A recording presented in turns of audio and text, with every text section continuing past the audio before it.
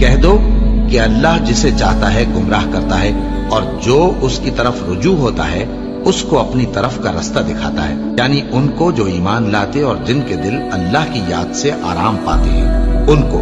اور سن رکھو کہ اللہ کی یاد سے ہی دل آرام پاتے ہیں۔ جو لوگ ایمان لائے اور عمل نیک کیے ان کے لیے خوشحالی اور عمدہ ٹھکانہ ہے۔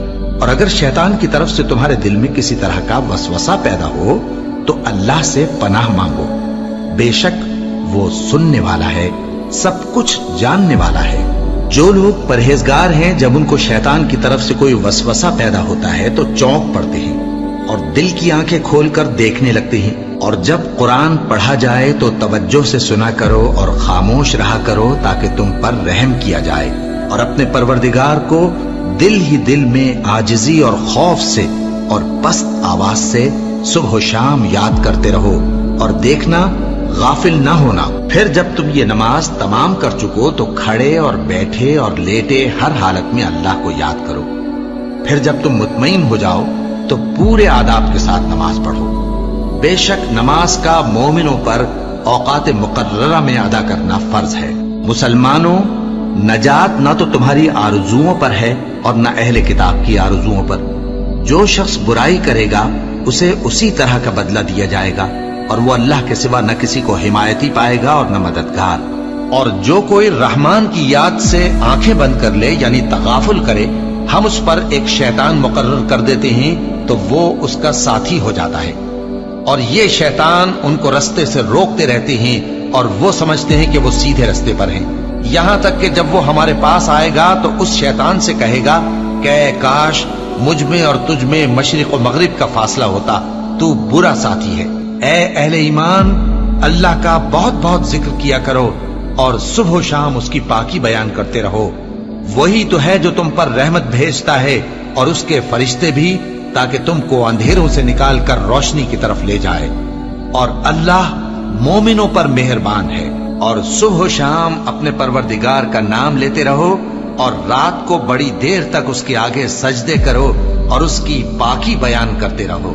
اے نبی، یہ کتاب جو تمہاری طرف وحی کی گئی ہے اس کو پڑھا کرو اور نماز کے پابند رہو۔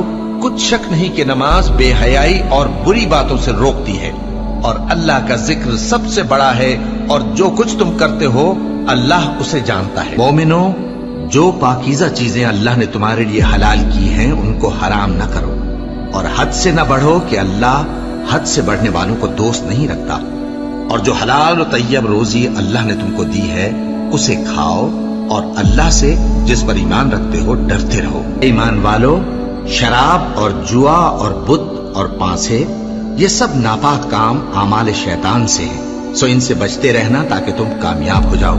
شیطان تو یہ چاہتا ہے کہ شراب اور جوئے کے سبب تمہارے آپس میں دشمنی اور رنجش ڈلوا دے اور تمہیں اللہ کی یاد سے اور نماز سے روک دے۔ تو کیا تم لوگ ان کاموں سے باز آؤ گے؟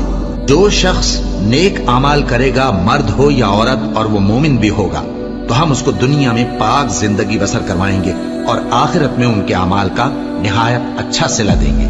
سو جب تم قرآن پڑھنے لگو تو شیطان مردود سے اللہ کی پناہ مانگ لیا کرو۔ حقیقت یہ ہے کہ جو مومن ہیں اور اپنے پروردگار پر بھروسہ رکھتے ہیں ان پر اس کا کچھ زور نہیں چلتا، اس کا زور انہی لوگوں پر چلتا ہے جو اس کو رفیق بناتے ہیں اور اس کے وسوسے کے سبب اللہ کے ساتھ شریک مقرر کرتے ہیں۔ سو تم مجھے یاد کیا کرو، میں تمہیں یاد کیا کروں گا، اور میرا احسان مانتے رہنا اور میری ناشکری نہ کرنا۔